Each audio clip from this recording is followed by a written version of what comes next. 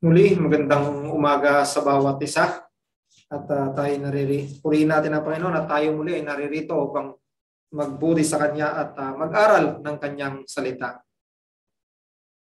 So, bago nga tayo mag-umpisa or kung mag-aaral tayo ng isang subject, mahalaga na malaman natin muna yung kung ano yung pag-aaralan natin at ano yung background ng ating kailangang pag-aralan. At syempre, hindi maaalis doon yung kanyang magagawa para sa atin at yung mga importansya nito. Halimbawa, pag tayo nag-aaral sa ating mga science subject, no, pagdating sa mga agriculture, gano'n. Minsan pinapanood natin lagi yan yung sa mga agriculture. Pag nag-aaral tayo dyan, maraming mga factors na attach dyan sa pag-aaral na yan. Yung mga process, yung mga condition na ginagamit dyan sa pagdating sa pag-aaral ng agrikultura. No? So, kabilang dito yung mga paggamit ng iba't ibang mga teknolohiya, yung pagdating sa mga lupa, cultivation ng lupa, at yung paggamit ng iba't ibang mga bagay na raw materials para sa pagpuproduce at para maging maayos yung maging takbo nito. Halimbawa, di ba, ang main purpose ng agriculture is to produce yung food for the humans and food for the animals.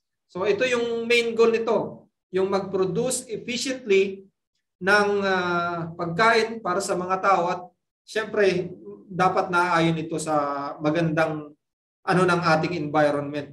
Kumbaga friendly siya sa environment. So mahalaga yung agrikultura, ang main purpose nito is magkaloob ng magandang production ng mga pagkain para ma-produce yung mga pagkain kagaya ng nating binasa kanina, di ba?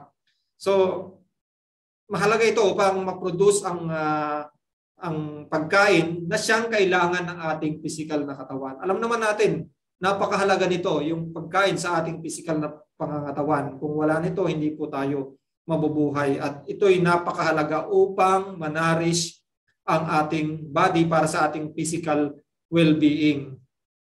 So, kung gaano kahalaga yung pagkain para sa physical na katawan, ganun din kahalaga yung salita ng ating Panginoon para sa ating spiritual na nourishment, spiritual na pangangailangan. At dito nga tayo papasok ngayon sa ating pag-aaral ng ating bagong series or exposition to the book or to the letter of Colossians.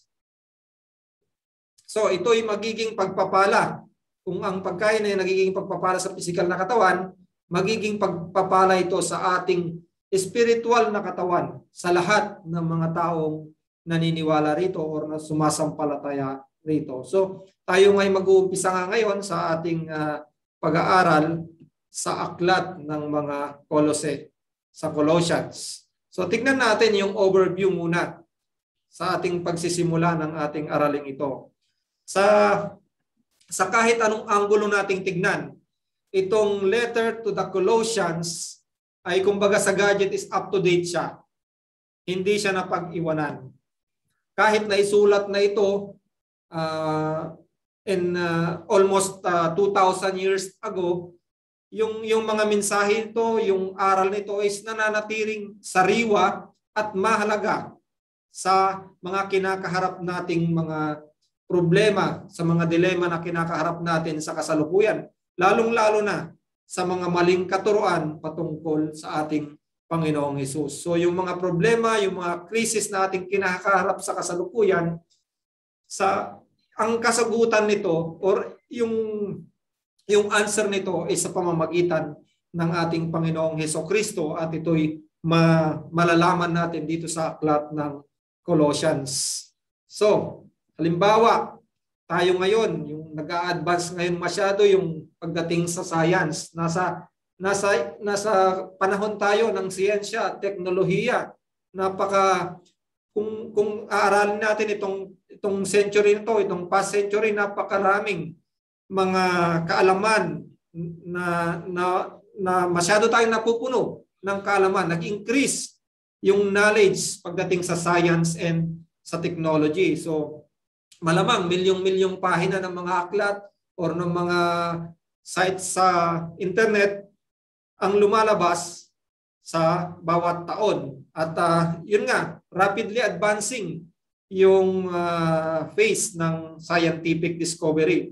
At marahil natatanong natin sa kasalukuyan sa ating panahon, nakaka-relate ba ang Panginoon yung mga advancement ng science sa kasalukuyan? Or sa universe kaya is ang Panginoon is siya nga kaya yung gumawa? Tinatanong ng mga tao yung mga yan ngayon. Or siya ba yung creator? O yung mundo ba nag-evolve or na-produce, nagkaroon na lang bigla yung mundo or ginawa siya? So yan yung mga tanong na pumapasok sa atin minsan, di ba? Or lalong-lalo na sa mga taong hindi pa nakakilala sa ating Panginoong Diyos. So sinasagot niyan nitong aklat ng Colossians. Kung babasahin natin sa Colossians 1:16, sinasabi rito, sapagkat sa pamamagitan niya, nilalang ang lahat ng mga bagay sa langit at sa lupa, ang mga bagay na nakikita at ang mga bagay na hindi nakikita, maging mga trono o mga pagka-Panginoon, maging mga pinuno o mga may kapangyarihan, lahat ng mga bagay ay nilalang sa pamamagitan niya at para sa Kaniya. So, sinasagot niya na ang ating Panginoon is creator. He is not created. Another thing, kung anong napapansin natin sa panahon natin ngayon, yung we are in the age of ecumenism. Ano ba yung ecumenism? Ito yung ginagawa ng mga tao para mapag-isa yung relihiyon ng mundo. Yung many people today are seeking to unify yung world religion. So nandyan yung mga effort ng mga iba't ibang grupo para mapagkaisa itong iba't ibang relihiyon. Yung hindi lang yung Protestante at mga Katoliko, yung Catholic religion yung pinag-iisa, but also nakakasama na rin dyan yung mga relihiyon ng Islam, yung Hinduism, yung Buddhism. So, yung mga ganyang pagsasama-sama or yung mga ganyang plano is parang parang isang katawan yan na iba't iba yung bahagi, pero nakikita natin yung katawan na walang ulo.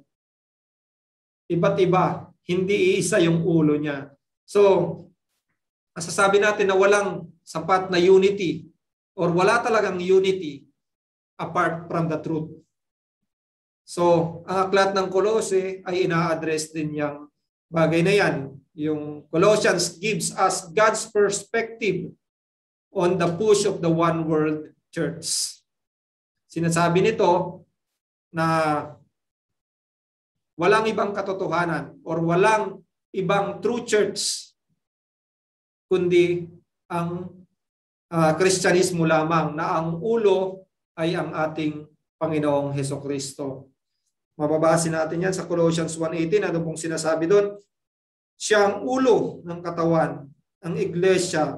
Siya ang pasimula, ang panganay mula sa mga patay upang siya na maging pangunahin sa lahat ng mga bagay.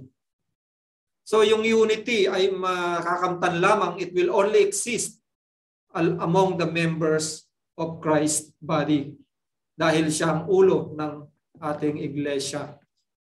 Another thing, kung anong napapansin natin sa kasalukuyan, yung pagdi-deny or rebellion against all forms of authority. Yung absolutes, dinideny na ng karamihan, especially yung katotohanan ng mga religion.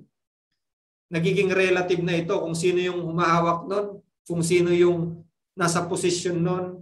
Parang siya na yung may hawak ng katotohanan. Relative na yung katotohanan kung sino yung may hawak nun. So, all religions and traditions are assumed to be equal value. Yan ang hindi na bago sa atin yan, sa ating kasalukuyang panahon. So, pag sinasabi natin or kiniklaim natin yung religion natin is siya yung totoo, ang paratang sa atin is we are intolerance.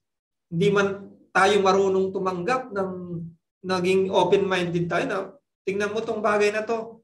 tingnan mo tong relihiyon to, mukhang okay naman kasi okay naman yung ginagawa. So yan ang paratang, nagiging paratang sa Christianity. Pag yung nagiging exclusive lang daw sa atin yung katotohanan. Which is true. Yan ang katotohanan dahil yan ang pinanghahawakan natin. Dahil ang ating Panginoong Hesus lamang may hawak ng katotohanan. So, pag ganyang mga kaisipan ang pumapasok sa mga tao, parang ang ating Panginoong Hesus parang bumababa na lamang siya sa level ng ibang mga dakilang tagapagturo, kagaya ni Moses, ni Confucius, ni Muhammad, ni Buddha. Yung mga bagay na yun, nai-level na lang sa ating Panginoon. But the book of Colossians gave us Jesus' true identity. He is far from just being a good leader or another religious leader. Sa Colossians 1:15, sinasabi dito, siya ang larawan ng Diyos na hindi nakikita, ang panganay sa lahat ng mga nilalang. As God in human flesh, Jesus' words is authoritatively, absolutely, and exclusively true. Sa Kanya lamang ang matatagpuan ng katotohanan.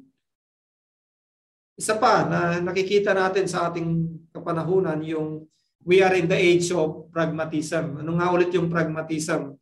Ito yung pagdi-devise ng iba't ibang bagay na effective o magiging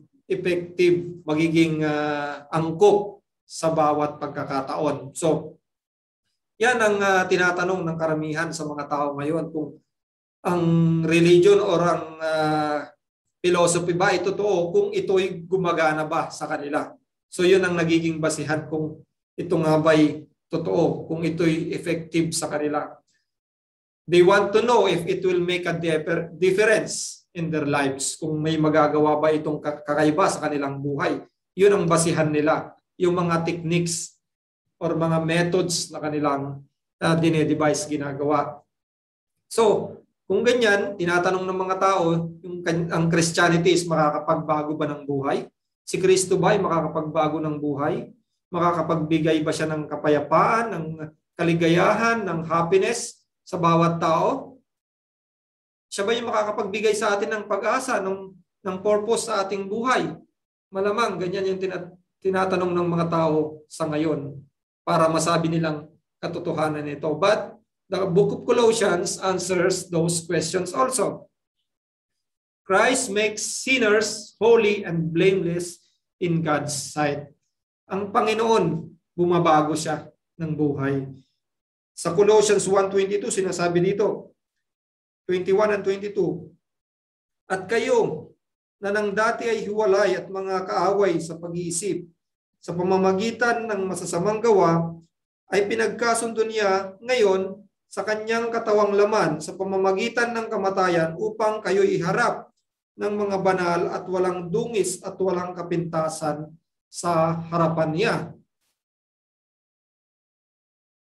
Ang ating Panginoong Hesus, yung pagkakakilala sa ating Panginoong Hesus ay nagbibigay sa atin ng stability sa buhay. At ito yung magkukos, pag may stability tayo sa buhay, magkukos ito sa atin ng pagpapasalamat sa ating Panginoong Hesukristo. Sa Colossians 2:6-7, sinasabi dito, kaya't kung paanong tinanggap ninyo si Kristo Jesus na Panginoon, ay lumakad kayong gayon sa Kanya, na nakaugat at nakatayo sa Kanya at matibay na pananampalataya gaya ng itinuturo sa inyo na sumasagana sa pasasalamat. So, ang pagkakakilala natin sa ating Panginoong Hesukristo ay dapat magbunsod sa atin ng pagpapasalamat sa Kanya dahil ipinoprovide niya yung ating mga pangangailangan at hindi tayo nagkukulang. And we are in the age also na may mga frustrated relationship or marked with frustrated relationships. Di ba? Sa ating paligid, they are looking for a meaningful relationship sa bawat sulok na kanilang makita. Ganun pa man, they don't find it yung mga longings nila para sa magandang mga relasyon ay unfulfilled. Many people don't know how to relate with their spouses, to their children, sa kanilang mga anak, at sa mga ibang tao sa kanilang paligid, sa kanilang mga employers, sa kanilang mga employees, yung mga ganon. So, ang aklat din ng Colossians ay nagsasalita patungkol dyan sa mga isyong mga ganyan. Kung ating babasahin yung buong chapters ng 3 and 4 ng aklat ng Colossians, may mga issue patungkol sa husband and wives, pagdating sa parents and mga children, pagdating sa mga employers and employees relationship, at iba't iba pang mga relasyon. So, sa mga taong lonely at alienated in our day, itong book of Colossians, itong letter of Colossians ay magbibigay ng pag-asa or ng direksyon sa atin kung paano yung tamang pamumuhay pagdating sa relasyon. At another thing or lastly na ating makikita sa overview nito is yung we are in the eschatological age, yung nasa huling bahagi na tayo or yung mga last days. So, Colossians has something to do with our destiny. Sa Colossians 3, verse 4, sinasabi dito, kapag si Kristo na inyong buhay ay nahayag, ay mahahayag nga rin kayo na kasama niya sa kaluwalhatian. So, patungkol sa pagtatapos ng mundong ito, hindi po ito matatapos sa pamamagitan ng mga pagsabog ng mga nuklear o yung mga matitinding mga disaster. Ngunit magtatapos ito sa pagbabalik ng ating Panginoong Hesukristo na mahahayag yung kanyang buong kaluwalhatian. So ilan lamang yan sa mga aral na ating i-expectin sa pag-aaral natin sa Book of Colossians. Bago tayo magpatuloy, tayo muna yung manalangin. Dakilang Diyos, salamat po Panginoon muli sa pagkakataong ito na may hayag at mapag-aralan ng iyong salita. Nawa o aming Diyos, bigyan mo po kami ng pangunawa upang patuloy naming masaliksik, matutunan ng iyong salita at may-apply ito sa amin pong mga buhay. Tulungan mo po kami o aming Diyos. In Jesus' name I pray. Amen.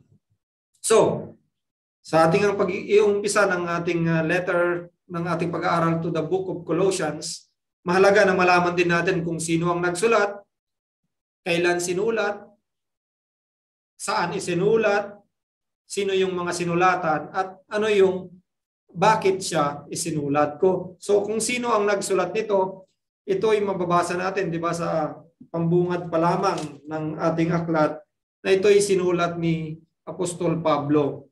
So, evidence that Paul wrote this epistle comes from its close ties to the epistle to the Philemon. So, nahawig ito or nahahawig sa sulat kay Philemon. Both epistles, both mentions Timothy. Pagdating sa greeting, nandun yung greeting kasama si Timothy. Si Aristarchus, si Mark, si Epaphras, si Luke, si Demas, ito yung mga companions din na nabanggit dito sa letter na to at sa parehong letter sa Book of Philemon. So both letters contains a message from Archippus. At si Onesimus din, pareho sa dalawang letter na ito, yung slave na pinatutungkulan, yung subject sa Book of Philemon, appears also in the Book of Colossians. So both Colossians and Philemon ay sinulat ni Apostle Paul sa bilangguan sa Roma. At ang Book of Philemon or ang Book of Colossians ay isa sa mga prison epistles ni Apostol Pablo. So siya nga yung sumulat nito, ating Apostol Pablo. At kung kailan ito isinulat, ito ay pinaniniwalaang isinulat noong AD 60 while the Apostle Paul is in prison in Rome. Mababasa nga natin yan sa Colossians 4:3 at verse 10. At yun nga, ito pa ay isinulat noong AD 60 at naisulat siya sa bilangguan sa Roma. Sino nga ba ang sinulatan ni Apostol Pablo dito sa Book of Colossians? So, obviously, yung mga taga-Colossae or yung Church of Colossae. So, ano nga bang malalaman natin tungkol dito sa lugar na ito sa Colossae? So, Colossae was located in the region of Persia, the Roman province of Asia, na kilala ngayon na parte siya ng bansang Turkey. So, kasama siya sa Triad of Cities sa Lycus Valley. At may 3 city na pinatutunggalan dito. Yung city of Laodicea, yung Hierapolis, at ito nga, yung Colossae. So, ito, ang layo nito sa Ephesus is tinatayang nasa 100 miles lamang. So, hindi siya kalayuan sa Ephesus.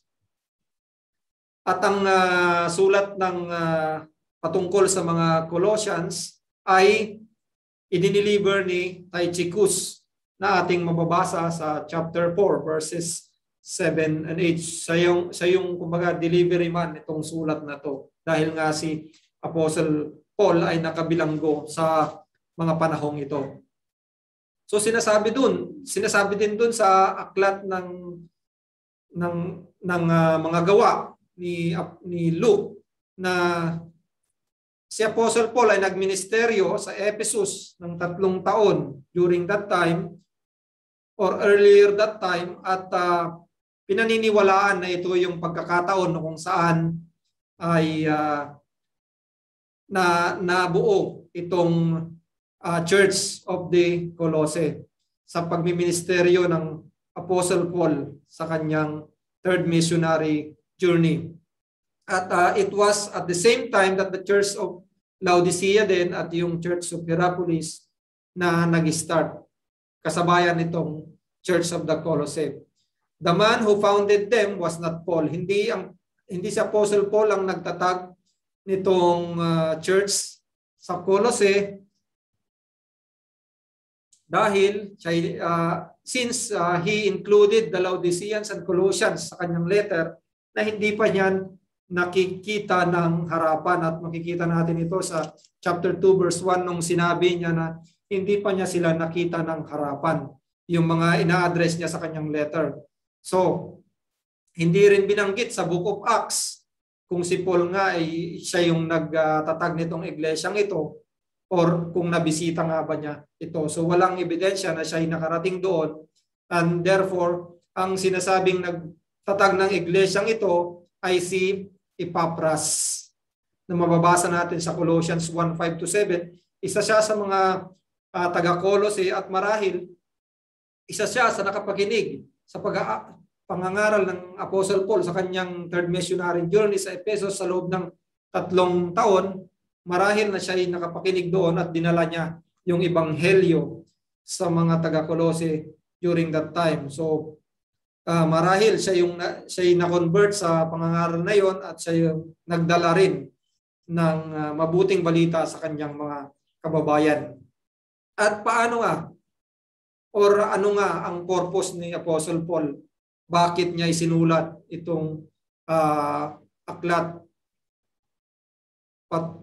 patungo sa mga taga-Colossae? Ano ba yung kinakaharap ng church in the Church of Colossians? So, makikita natin habang aaralin natin itong librong to, itong sulat ni Apostol Pablo sa mga taga-Colosas, na despite sa diligent labor ni Epaphras sa kanyang iglesia na itinatag, yung mga Colossians is in danger pa rin sa mga maling pagtuturo. So merong mga serious na problem na parang namumuo or nagbabadya upang masira itong iglesyang ito, at nandun na lamang yung concern ni Epaphras sa kanyang iglesia na minarapat niya na bumiyahe ng milya-milya papuntang Rome para bisitahin sa Apostle Paul para hingin yung kanyang payo or kanyang pagtuturo patungkol sa mga bagay na panganib na nagbabadya patungkol sa kanilang iglesia. So, masasabi rin natin na itong Colossae ay mix ng mga Gentiles at mga Hudyo. Kaya it's not surprising na para sa kanila na yung mga heresy or yung mga maling katuruan na nagtitreten sa kanila is mixture din ng Jewish at pagan elements. So halo yung kanilang mga maling katuruan na nagpuput ng panganib sa kanila. So yung mga heretics sa Colossian Church ay may halong yung mga Jewish ceremonialism at meron din yung mga paganism or yung mga nagki-claim na kailangan may dagdag pa para sa ating Panginoong Hesus, may mga ceremonial pa na kailangan gawin. Halimbawa yung mga pagtutuli, yung mga festival, new moons, yung mga bagay na yon. At meron din yung mga pagans. Katuruan ng mga pagans is patungkol sa yung higit na kaalaman patungkol sa ating Panginoong Jesucristo at inaangkin nila na ito'y necessary for salvation. So, both of these groups denied the sufficiency ng ating Panginoong Jesucristo pagdating sa kaligtasan. So, although the Colossian heresy contained many diverse elements, kagaya ng ating nabanggit, its core is the denial of the supremacy or the sufficiency of our Lord Jesus Christ in salvation. So, hindi na nakakapagtaka na ang tema ng aklat na ito is the sufficiency of Christ, the sufficiency of Christ in salvation. So yan yung tema, pinakatema ng ating pag-aaralan sa aklat ng mga aklat patungkol sa mga Colossians. At kung susumahin natin at isa-summarize natin yung tema ng Colossians, makikita natin yon sa Colossians 3:11 sa huling bahagi nito. Sinasabi doon sa huling bahagi ng Colossians 3:11, sinasabi dito, si Kristo ay lahat at nasa lahat. So Christ is all and in all. So yan yung pagbubuod nitong aklat patungkol sa mga Colossians. So, ano nga ang kalagahan nito? Sa lahat ng ating narinig patungkol sa overview ng pag-aaral ng Book of Colossians, paano natin ngayon i-relate ito sa ating kapanahunan, sa ating henerasyon? Diba? Ganun din, kung ano yung pagtuturo ng mga, or ano yung panganib na kinakaharap ng mga Kolose sa mga panahong iyon, hindi ito naiiba sa atin. People around us today are much the same as those heretics in the letter of Paul to the Colossians. At bakit? Makikita natin, mga tao ngayon, they continue to deny the sufficiency of Jesus Christ pagdating sa kaligtasan. Nandun na yung dinadagdagan pa nila. Hindi sapat. Ang claim nila is hindi sapat ang ating Panginoong Hesus pagdating sa kaligtasan. Makikita rin natin na same method pa rin kung ano yung ginagawa sa kasalukuyan. Yung works salvation is present pa rin in our age.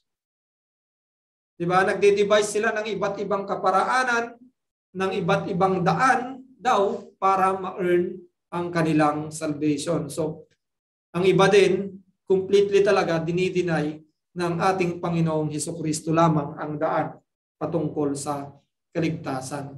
So, itong mga signs na to, hindi bago. Hindi bago sa ating kasalukuyan. Kaya nga nabanggit ko kaninang umpisa na itong Book of Colossians is up to date. Hindi siya outdated. Diba? Nandun pa rin yung kasariwaan at yung kahalagahan niya patungkol sa pagtuturo ng mga tamang katuruan, pagkukombat ng mga maling katuruan sa kasalukuyan nating panahon. So, ito yung mga katuruan ngayon is resemblance ng mga pagtuturo ng mga Jewish ceremonialism at yung mga superior knowledge na itinuturo ng mga pagano. At alam natin, patuloy natin itong nakikita sa ating paligid sa mga iglesia, nag-claim na iglesia. Pero anong sinasabi ng salita ng Panginoon patungkol sa kasapatan ng ating Panginoong Hesus pagdating sa kaligtasan? Sinasabi sa Acts 4:12, there is salvation in no one else, for there is no other name under heaven given among men by which we must be saved. Ito ay sa pamamagitan lamang ng pangalan ng ating Panginoong Hesukristo. Yan yung sinasabi nating exclusivity ng Christian religion. Hindi mo ito mahanap sa iba dahil ang lahat ng religion is based in works salvation. Jesus said sa John 14:6, sinasabi niya doon, I am the way, I am the truth, and the life. No one comes to the Father except through me. Meron pa bang iba? Di ba wala na? Except through our Lord Jesus Christ, no one can come to the Father. So, dadako tayo sa ating application, sa ating mga narinig sa umagang ito. Bilang mga mananampalataya, ang ating kaligtasan ay biyaya ng ating Panginoong Diyos sa pamamagitan ng pananampalataya sa ating Panginoong Hesukristo. So ito nga'y biyayang kaloob niya at ito'y sapat na. Wala na tayong maidadagdag rito. Hindi natin kikitain ito sa pamamagitan ng ating mabubuting gawa. So bilang mga mananampalataya, nakikita ba natin ang kasapatan ni Kristo sa ating buhay? Nakikita ba natin ito sa ating buhay na si Kristo ay sapat na? Kung siya ang iyong Panginoon, kung inaari mo siyang Panginoon mo, nakikita ba ang pagpapasakop mo sa Kanya? Kung siya ang iyong tagapaglikha, patuloy ka bang dependent sa Kanya sa higit na maliit na detalye ng iyong buhay? Kagaya ng ating scripture reading kanina. Kung siya ang iyong Panginoon, nagtitiwala ka ba na siya yung lumikha sa iyo? At hindi niya kayang i-provide yung mas maliliit na detalye sa iyong buhay o patuloy ka sa pag-worry sa iyong buhay. So, nawa nakikita mo ito sa iyong sarili at ini-evaluate natin ang ating sarili. So, I'm speaking with yung believers at I'm speaking to myself also. Nakikita ba natin ito sa ating sarili na ang ating Panginoon ay nagpapasakop tayo sa Kanya? Kung sinasabi nating Lord natin siya, ibig sabihin ng ating posisyon sa ating buhay, we are His servants. We are His slaves. So anong ginagawa ng servant? Anong ginagawa ng slave? Sumusunod siya sa kanyang Panginoon. Nakikita ba natin ito sa ating sarili? So kung inaari mo nga na siya ang iyong tagapagligtas at siyang ulo ng iglesia, patuloy mo bang pinanghahawakan ito o patuloy kang bumibigay sa panghihikayat ng mundong ito? So ito'y paalala sa atin, aking mga kapatid, na ating ituon ang ating pag-iisip sa bagay na nasa itaas at hindi sa mga bagay na nasa ibabaw ng lupa. Sapagkat na kay Kristo ang kasapatan.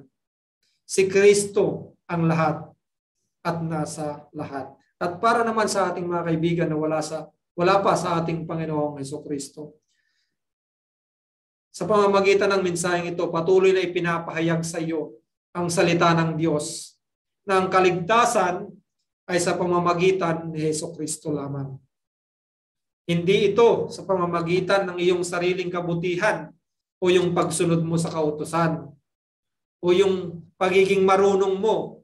Dito na nakabatay yung kaligtasan mo pagdating sa karunungan mo sa mundong ito, kung ano yung mabuti para sa iyo. Dahil sa patuloy mong pagtanggirin sa ating Panginoong Hesukristo, ikaw ay patuloy na nag-iipon or nag-acquire ng puot ng Diyos. So anong yung ginagawa? Pinagsisikapan mo na iligtas ang iyong sarili sa sarili mong kaparaanan, na iniisip mo na ikaw ay magiging katanggap-tanggap sa Diyos sa pamamagitan ng iyong sariling righteousness, sa iyong sariling kabutihan. So kaibigan, patuloy ang paniyaya sa iyo ng mensaheng ito na ikaw ay makipagkasundo sa Diyos. At paano ka makikipagkasundo sa Diyos? Ang tanging paraan upang ikaw ay makipagkasundo sa banal na Diyos na napupuot sa kasalanan ay sa pamamagitan lamang ng kanyang ibinigay ang kanyang bugtong na anak, ang ating Panginoong Jesucristo. Ito lamang yung kaparaanan upang maipagkasundo ang isang makasalanan na tulad mo at tulad ko sa isang banal na Diyos. So nawa, mangusap sa itong mensaheng ito, magsisi ka sa iyong kasalanan at manampalataya sa ating Panginoong Jesucristo na sa pamamagitan ng kanyang dugo na nabuhos sa krus ng Kalbaryo, ito yung maglilinis sa iyong kasalanan. At yung kanyang katuwiran, ito yung kailangan mong katuwiran na maidamit sa iyo sa pagharap mo sa ating Panginoong Diyos upang ikaw ay malinis, maging malinis at maging ganap sa harapan ng Panginoon. So huwag mong sayangin yung pagkakataon na to at nawa magsisi ka sa iyong kasalanan at tumakbo papunta sa ating Panginoong Diyos. Ayo'y manalangin. Panginoon aming Diyos, muli salamat po sa oras na ito, sa sandaling ito na pinagkaloob mo po sa amin itong pangangaral na ito. Nawa patuloy mo pong kilusan ang puso ng bawat isang nakapakinig ng mensaheng ito, mga mananampalataya man o hindi pa mananampalataya. Yung salita mo, Panginoon, is a double-edged sword at ito'y tatagos sa puso, mag-edify sa mga tao mo at magkukonvict sa mga taong wala pa sa iyo. At ipinagkakatiwala namin, O Diyos, ang bunga nito sa iyo. Salamat, Panginoon. Ito po ang aming samot dalangin sa pangalan ng aming Panginoong Jesucristo. Amen.